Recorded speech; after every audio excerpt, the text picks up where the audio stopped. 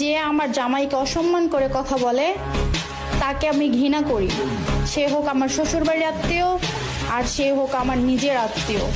কিছু কিছু মানুষের ধারণা আমি সারাদিন কি করি, আমার তো বাচ্চা কাচ্চা নেই, আমার এত বড় সংসারে এতটুকু কাজও নেই, আমি সারাদিন কি করি? তাদের জন্য আমি বলতে চাই আমি সারাদিন আপনাদের জন্য ঘাস কাটি। সেটা হচ্ছে আপনাদের গরু ছাগল আছে না, ছাগলের জন্য আমি বেশি বেশি করে ঘাস কেটে একেবারে বস্তায় বস্তায় ভরে রাখতেছি, যখন বাড়িতে আসবো আপনাদের জন্য নিয়ে আসবো। কিছু কিছু মানুষের খেয়ে দেওয়ার কোনো কাজ নেই, আমি সারাদিন কি করি তাদের এটা নিয়ে মাথা ব্যথা।